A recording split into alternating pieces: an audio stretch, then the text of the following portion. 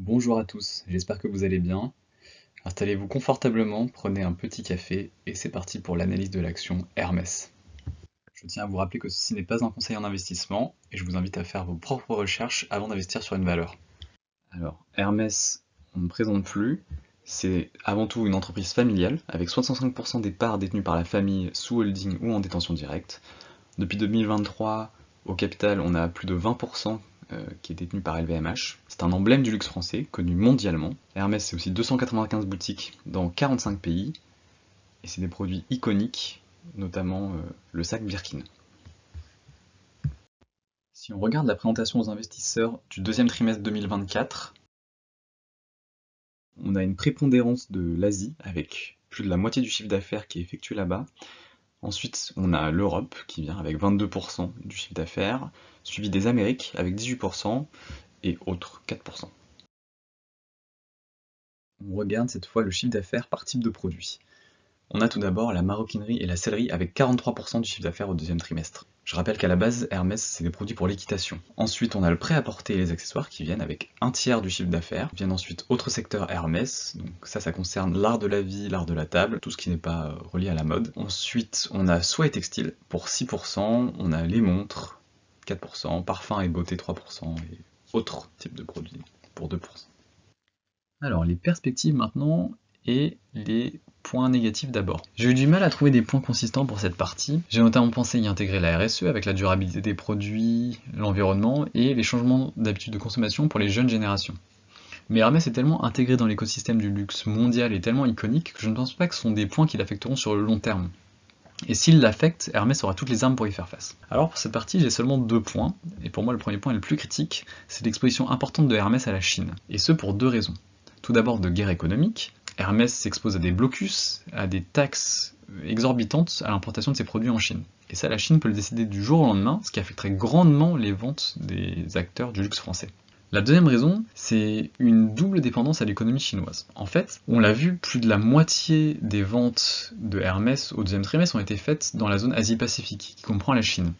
Mais les ventes en Europe dépendent aussi des touristes chinois. Si l'économie chinoise est en berne, ce qui était le cas assez récemment, non seulement les magasins implantés localement verront leurs ventes en pâtir, mais les magasins en Europe aussi, car il y aura moins de touristes chinois. En fait, il est estimé que 30 à 40% du chiffre d'affaires de l'industrie du luxe global, mondial, dépend de la Chine. Donc ça, c'est un point critique à avoir en tête. Mon deuxième point, c'est la gestion de l'image de marque pour Hermès. En fait, sa force, c'est aussi sa faiblesse. Hermès a une diversification dans les produits qu'elle propose, mais n'a pas un portefeuille de marques diversifiées. Hermès, c'est Hermès. Quand on compare à LVMH ou à Kering, par exemple, Kering, c'est Gucci, c'est Saint Laurent. Elle a un portfolio de marques diversifiées. Donc quand on est comme Hermès et qu'on a une marque prestigieuse, mais une marque, il faut faire attention à son image, donc au marketing, à la communication, par exemple. Jusqu'à présent, c'est plutôt bien passé pour Hermès, donc pas de grosse inquiétude à avoir, mais un point à avoir en tête. Pour les points positifs, Hermès, c'est une image et un héritage. Un Hermès, ça se crée pas en 10 ans. Hermès existe depuis presque 200 ans, donc un concurrent potentiel de Hermès qui est créé aujourd'hui n'aura toujours pas la même image qu'Hermès dans 10 ans, 20 ans, 30 ans. Donc ça, c'est un gros point pour Hermès. Son héritage fait que ça limite le champ de la concurrence. Hermès, c'est aussi le prestige et la rareté. Donc Hermès contrôle la production pour augmenter la désirabilité de ses produits. Il y a des listes d'attente pour les sacs, Birkin par exemple. Il ne faut pas juste avoir l'argent pour acheter un sac, il faut aussi vouloir patienter longtemps. Voilà, c'est du grand artisanat. Hermès s'adresse aux clients fortunés, qui sont naturellement moins impactés par les crises. Le fait que Hermès soit le prestige, la rareté, que Hermès s'adresse à des clients fortunés, ça lui donne un fort pricing power. C'est-à-dire qu'elle peut fixer les prix de ses produits à peu près aussi haut qu'elle le veut, ça n'impactera pas fortement ses ventes. Alors plongeons dans les chiffres et on commence par le compte des résultats avec le chiffre d'affaires en millions d'euros. Alors là c'est magnifique, on a une croissance moyenne de 24% par an, j'ai rien à rajouter sur ça. Pour le bénéfice net, c'est la même histoire, avec une croissance moyenne de 37% par an. Comme attendu, la marge nette est à des niveaux exceptionnellement hauts sur les 5 dernières années. C'est notamment dû au pricing power dont on a parlé précédemment. Alors pour le cash flow, donc d'abord le free cash flow, on a une situation très confortable avec un free cash flow qui est positif et assez confortable depuis les 5 dernières années.